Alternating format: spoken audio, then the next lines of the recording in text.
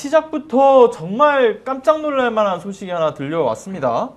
법원에서 이제 김용현 전 장관에 대한 조건부 보석 허가를 결정했다라는 굉장히 좀 충격적인 소식이었는데, 아니 이거를 좀 우리가 어떻게 이걸 봐야 되겠습니까? 이거 좀 너무 충격적인데. 그러니까 직위원 재판부의 논리는 이거였어요. 예. 우리 형사소송법상 피고인을 구속할 수 있는 기간은 2개월이고 2번 연장할 수 있기 때문에 최장 6개월입니다. 예. 근데 그게 6월 26일로 만료 예정이었어요. 6월 26일이 되면 완전히 자유의 몸으로 풀려나가는 거예요. 예. 그래서 직위원 재판부 입장에서 그렇게 풀려나가면 증거인멸의 우려가 있다. 뭐 말 맞추기를 할 수 있다. 그러니까 그 전에 보석 결정을 하면서 보석을 결정할 때는 그냥 풀어주는 게 아니라 조건을 거는 거거든요.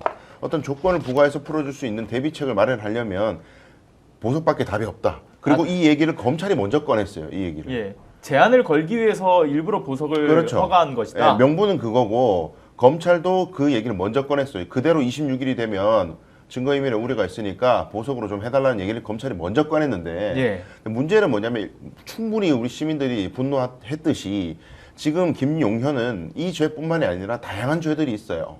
블랙리스트 방첩사에 시켜가지고 군장성들 정치 성향 파악하고 그다음 예. 비하폰들 마음대로 자기 마음대로 비하폰 뭐 지급하고 불법적으로 그렇죠. 이거 하나하나 다 직권남용죄고 내란죄와는 별개의 범죄 사실이고 당연히 구속 수사할 수 있는 사안들인데 검사가 수사를 진행하지도 않고 검찰이 심우정 검찰이 영장 청구도 하지 않는다.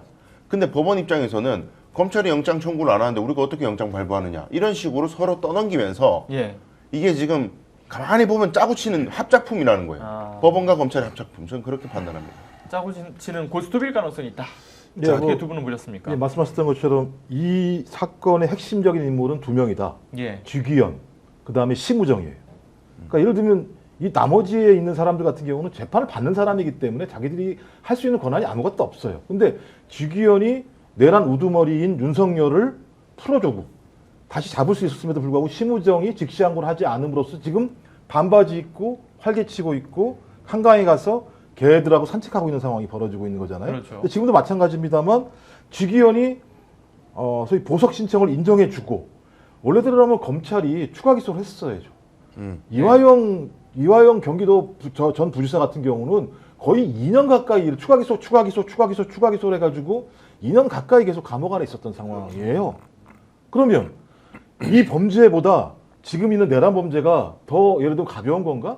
전혀 그렇지 않은 거죠. 그리고 세상 사람들이 내란 우두머리의 핵심적인 주요 임무 종사자 두 사람이 시내를 활개치고 다니면 내란이라고 하는 수사를 우리가 하고 있는가라고 하는 근본적인 질문을 할 수밖에 없는 것이고 내란은 여전히 지속되고 있는 것 아닌가? 6개월 동안 많은 국민들이 소위 트라우마 속에 빠져 있었는데 다시금 트라우마로 올 수 있게 하는 사람이 누구냐? 주기현과 심우정이에요. 저는 제가 볼 때는 아까 그 강수영 변호사님 말씀하셨던 것처럼 이건 주기현으로 대표되는 법원과 예. 심우정으로 대표되는 검찰이 친위구테타라고 하는 성격을 지금 명확히 보여주고 있는 거다. 그리고 이것을 하고 있는 이유가 무엇일까? 제가 볼 때는 해야 될 이유가 없잖아요. 역사의 오명인데, 개인적으로도 오명인데.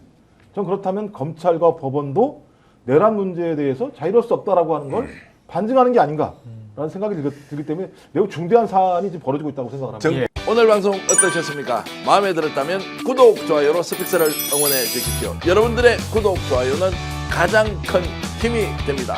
스픽스 구독, 좋아요.